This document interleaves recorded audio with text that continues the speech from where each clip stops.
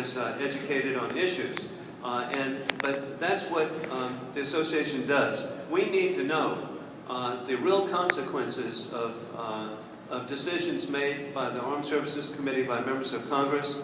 Something that you do know is that we have a situation where the percentage of members of Congress who have actually had military service is probably the lowest it's ever been in the history of our country. But I want to assure you that we have people who have not had military service who make every effort to compensate, to listen to you, to hear from you. One of my best friends is Congressman Jeff Miller, the chairman of the Veterans Affairs Committee of Pensacola, from Chumuckla, downtown Chumuckla. And so I'm really grateful for Congressman Miller's support, and he is a person who really does care about veterans and what he can do. I'm grateful to serve from this state. Andrew Crenshaw represents this community, and he's a real proponent. I know that the Bill Rockus family, Gus and Mike, have been favorites of yours, your favorites of theirs. And so the Bill Rockus family from Tampa is so important. Another, and there's so many of people serving in Congress from Florida who make a difference. But Congressman Bill Young and his wife Beverly. Bill served in the Army National Guard. Beverly is famous.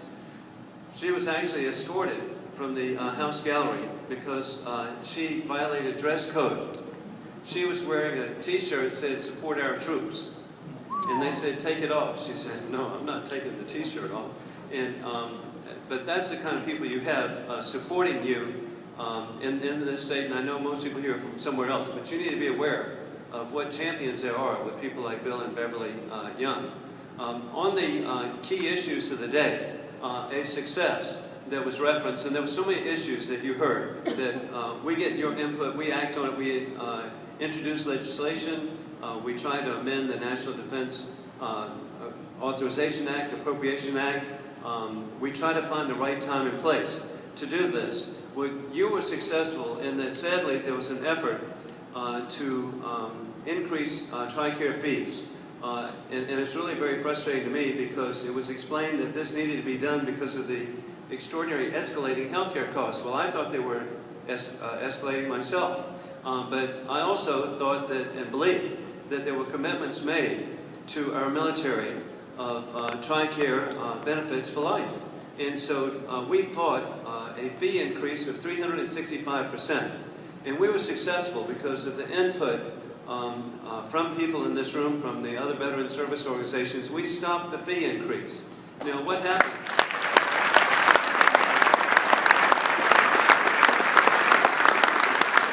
It was really disappointing to me to find out only 2 weeks ago that the escalating healthcare cost was not accurate. In fact, there is a downward slide on the cost of medical services in our country. Sadly, because of the record unemployment, 3 years of over 8%, a number of people are really deferring getting health care. So there's not an escalating health care cost. Out of the blue, we found out, and this is, hey, I'm on the committee, military personnel. Out of the blue, we discovered that there was a $708 million surplus in the Defense Health Service account. We had been really told things that were not accurate, and then they wanted to shift it for other purposes. They used polite terms, reprogramming. But we've just got to be ever vigilant, and so we are asking questions. Where is this money going?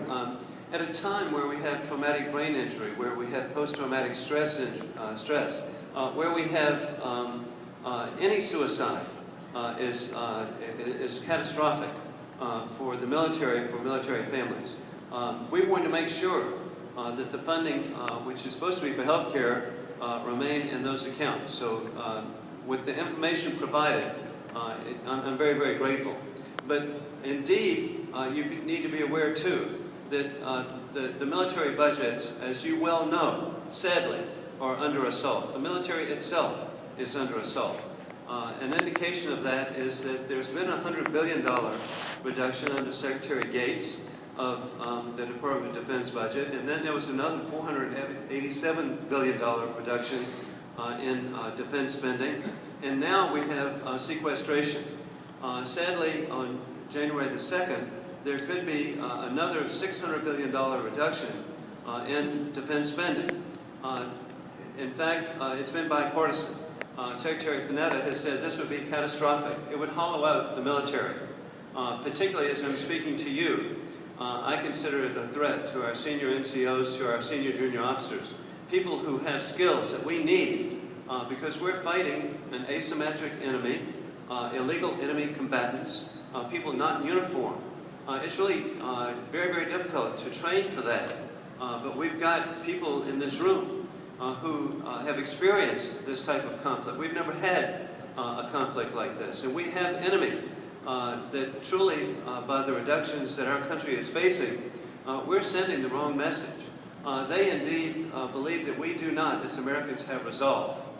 Their view is that the Americans and the Israelis have the watch and they have the time. And so we've got to be ever vigilant. This is, we know, and particularly I'm talking to people who are very knowledgeable, you know of the potential missile capability of Iran. We know that they have an intense desire for the vaporization of Israel. They have a capability of striking our forces, whether they be in Greece or Bulgaria, Romania, our ally, India, all are within range just of Iran today. And then we have, and I'm one of the very few people who've been on a delegation to North Korea, to Pyongyang. It's not real. It would just really break your heart to see the Potemkin village of Pyongyang, the utter poverty, deprivation of the people of North Korea. And, but such an emphasis, it's military first. In fact, military all. The people in a starvation status. As we flew in, you could see that the bark was taken off, and the roads were not paved. As we flew in, 2/3 the way up the hillsides, the bark was taken off the tree because that's what the people were eating.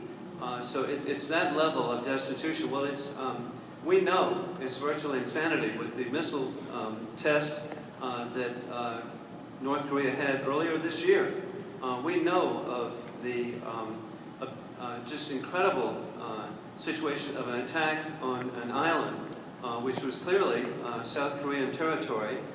South Korean citizens were killed by this attack within the last 12 months. We're not talking about something that happened in 1952. We're talking about now, that we have enemies around the world. And this goes without, and those of us in the Army National Guard of South Carolina who have been, we are grieving. On June the 20th, we had 3 of our personnel killed by a homicide bomber, a suicide bomber, at Forward Operating Base Salerno in Afghanistan. So there is a war, a real war. People who have every intent and desire of bringing war to us against the civilian population of our country. And my view is very clear. We either stop them over there or we will face them again, 9/11 here. And the belief is that they won't be coming this time with simply box cutters and airline tickets. They will have other capabilities. And so I want to thank you because you're protecting the American people.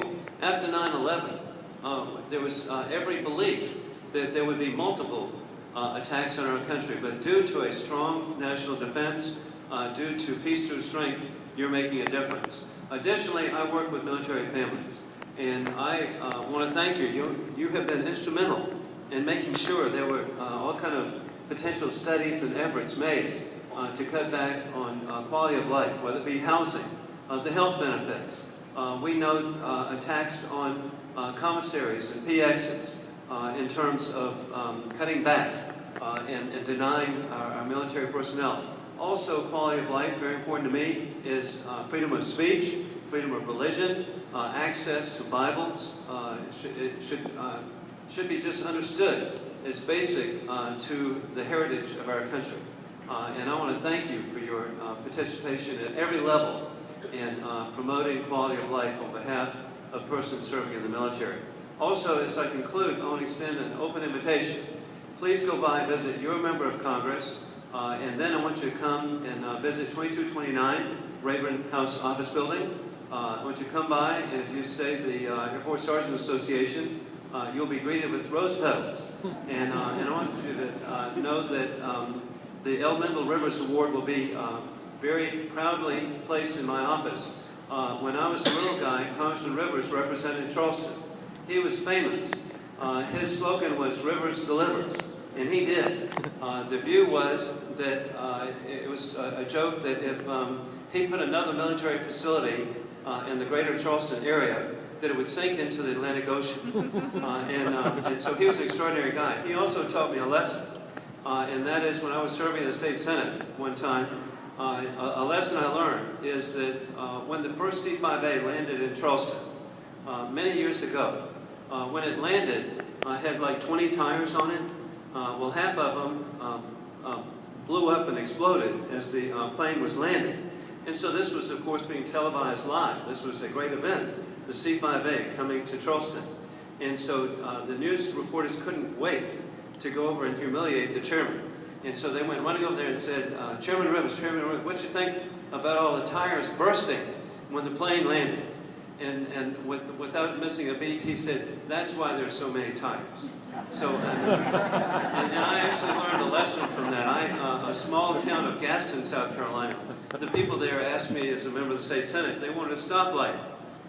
So thank goodness politicians just can't put a stoplight. So I contacted the Department of Transportation and US 321. I was able to get a stoplight for this little town. And so we had a ribbon cutting, we had a cake cutting, the mayor was there, the community was there. It was a great experience. And then later that afternoon, I was at the State House and I got a phone call from a reporter. And the reporter said, Senator Wilson, did you have a role in getting the stoplight in Gaston? And I said, oh yes, I'm so grateful I was able to make a request and follow through, and it'll be such a benefit to the community.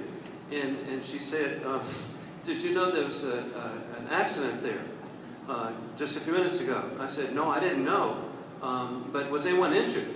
And she said, no. I said, well, thank goodness that stoplight was there, because somebody would have been injured.